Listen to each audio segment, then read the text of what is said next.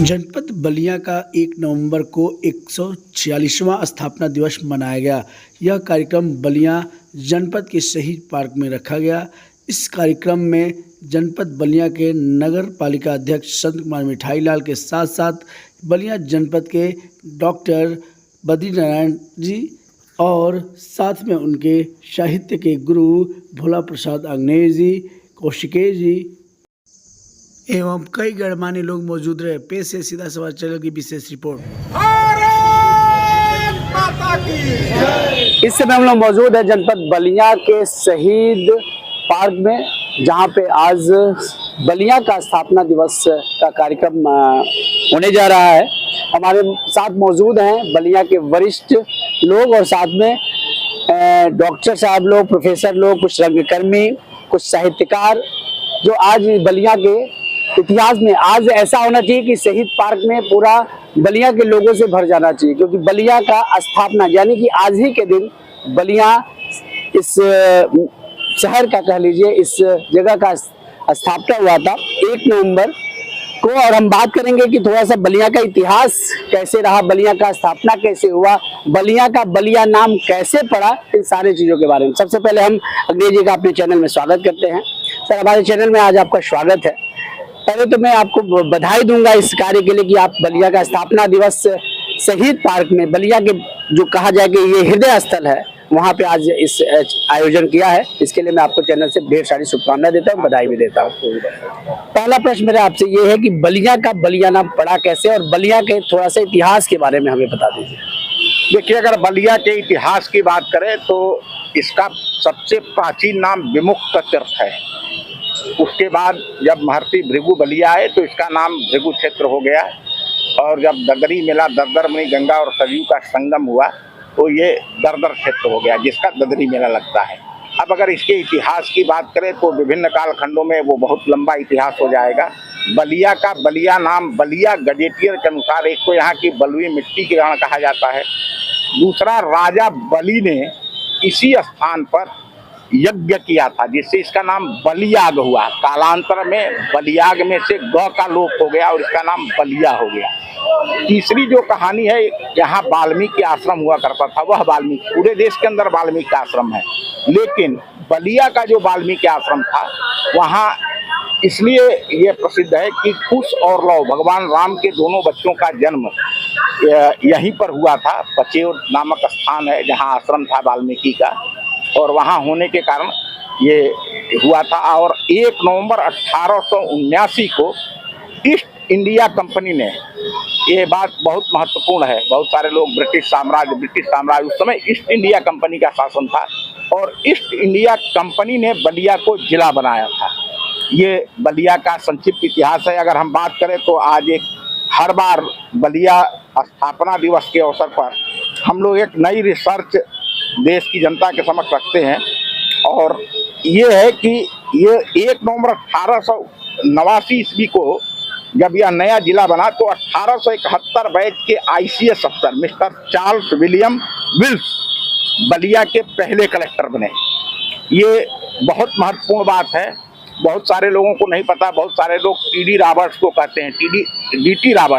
Roberts Ballia के दूसरे collector हुए, और उन्होंने ही ये जितना आज जो हम लोग बलिया गजेटियर पढ़ते हैं, ये बलिया गजेटियर भी डी.टी. रॉबर्ट्स के ज़माने में लिखा गया। और इसके अलावा डी.टी. रॉबर्ट्स बलिया वाले ऐसे बन गए कि आज भी उनकी कब्र, उनकी पत्नी की कब्र, उनकी कब्र और उनके बेटे की कब्र बलिया के टी.डी. कॉलेज ग्राउंड के अंदर मौजूद है। इतना प्यार एक कलेक्टर ने बलिया के साथ किया। ये बलिया स्थापना दिवस के अवसर पर ये बलिया के संदर्भ में नई जानकारी है। और बात करेंगे थोड़ा सा हम डॉक्टर बद्रीनारायण जी से, हम बात करेंगे बलिया के थोड़ा सा।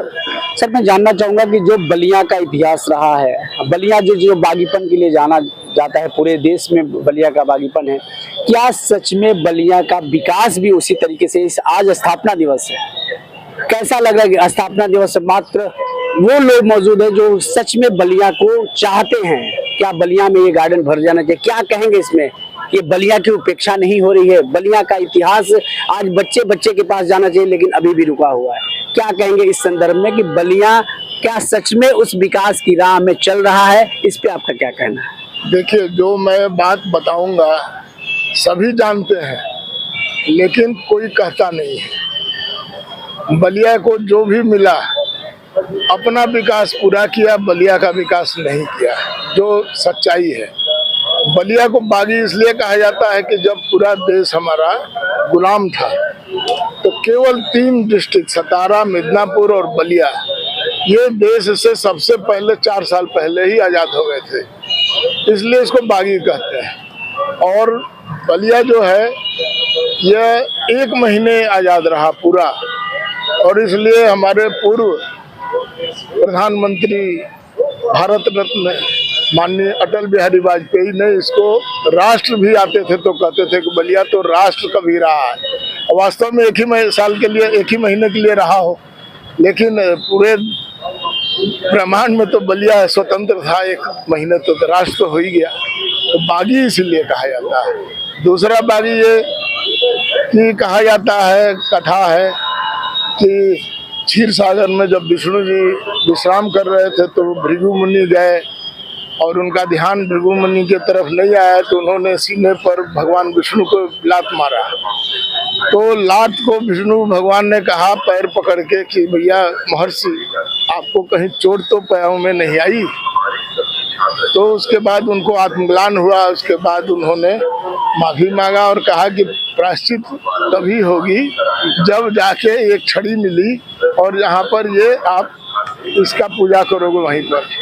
तो पता नहीं क्या शक्ति है बलिया में कि उनकी छड़ी जो है बलिया ने खींच लिया और यहीं पर उन्होंने भव्य यज्ञ किया और उनके शिष्य दरदर मुनि ने यहाँ आयोजन किया, जो दरदरी मेले के नाम से तो प्रसिद्ध है, लेकिन अभी तक राष्ट्रीय मेला नहीं बन पाया। ये दुर्भाग्य ही है। इतने बड़े बड़े नेता हुए, अपना विकास बहुत किया, लेकिन बलिया का विकास जैसे रफ्तार से और क्षेत्रों में हुआ, बलिया का नहीं हुआ।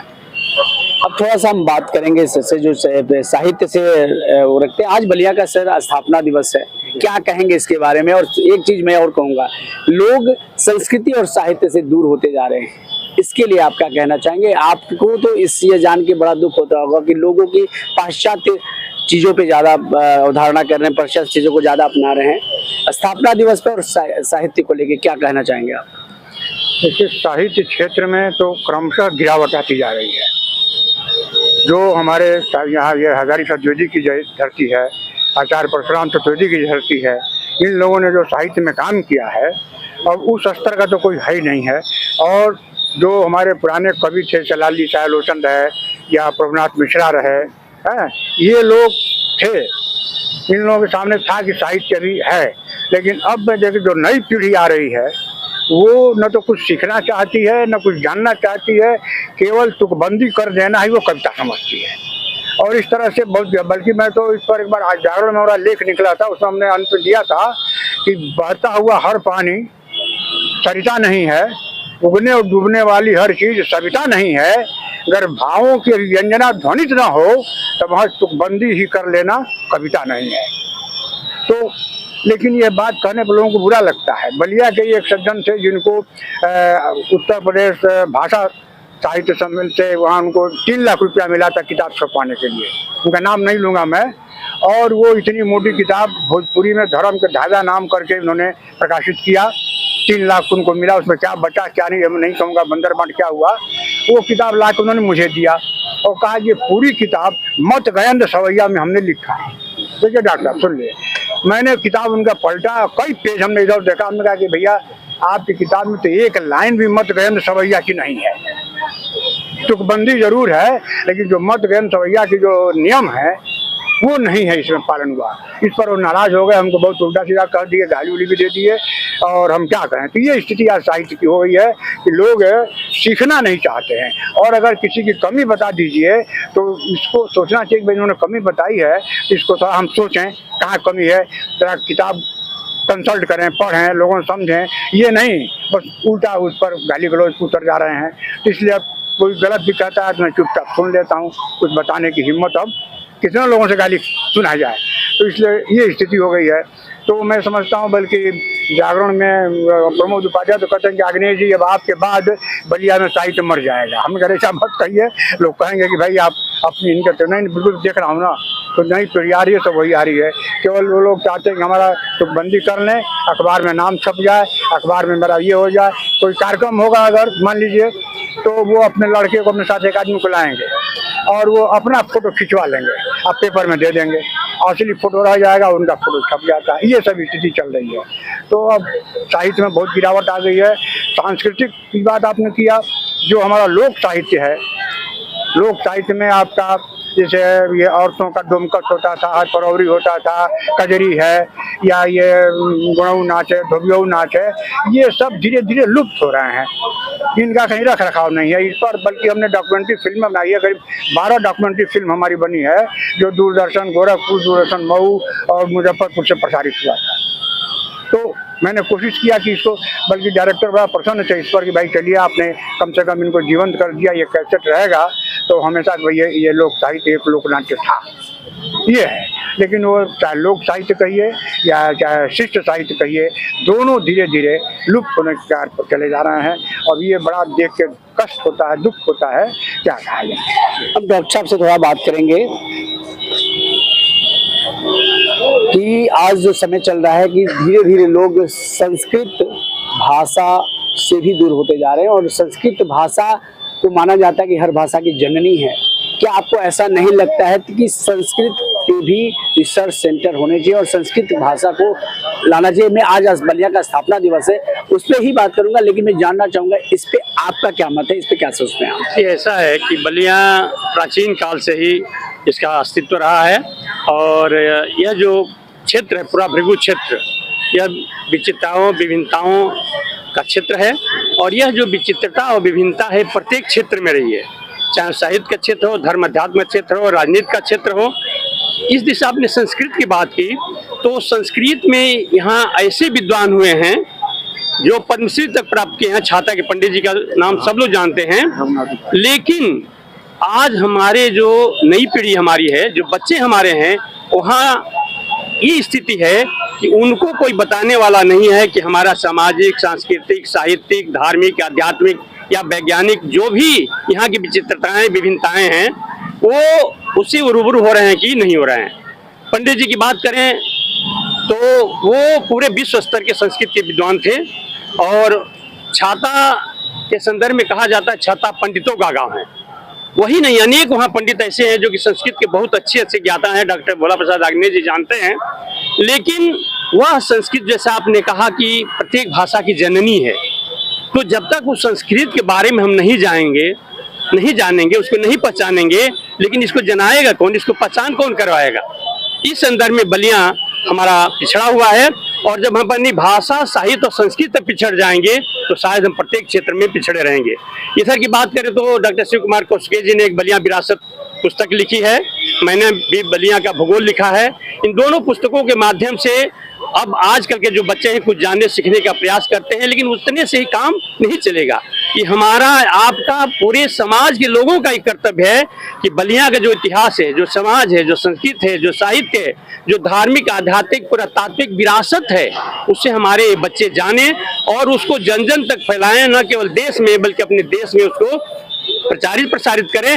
और निश्चित तौर पर उसका जो आधार होगा वो संस्कृत होगा, इसमें कोई जो बलिया का स्थापना दिवस के अवसर पर जिस प्रकार से यहाँ पे हर विधा से जो हमारे बलिया के बड़े लोग, साहित्यकार के क्षेत्र में, स्वास्थ्य के क्षेत्र में डॉक्टर साहब, अगर शिक्षा के क्षेत्र में करें तो डॉक्टर गणेश जी, और भी जो महानुभाव लोग थे, और जिस प्रकार से अपनी राय व्यक्त की, बलिया का स्थापना दिवस आज मनाने के लिए यहाँ पे लोग इकट्ठे हुए हैं। लेकिन जैसा मैंने पहले ही बताया कि जिस प्रकार से आज यह पार्क लोगों से भर जाना चाहिए, बलिया के नाम से एक दीप जलाने के लिए आज स्थापना दिवस है। इसकी इतिहास इतना अच्छा है कि राजा बलि का भी यहाँ पे हुआ है, जो सप्त ऋषियों में महर्षि भृगु, उनका यह क्षेत्र रहा है। काफी पुराना इतिहास है, और इसके इतिहास को देखा जाए तो अग्नेय जी ने बलिया का विरासत में इसका जिक्र भी किया है। तो ऐसा बलिया रहा है, लेकिन बड़ा ही दुर्भाग्य के साथ कहना पड़ रहा है कि आज स्थापना दिवस है बलिया का, लेकिन गिने चुने लोग यहाँ पे जो बलिया को सच में दिल से चाहते वही लोग यहाँ मौजूद है। ऐसे तमाम खबरों के लिए, साहित्यिक ऐतिहासिक खबरों के लिए हमारे चैनल को देखते रहिए। फिलहाल मैं अपने कैमरामैन करुण के साथ मैं वेद प्रकाश सिंह, बलिया से सीधा संवाद।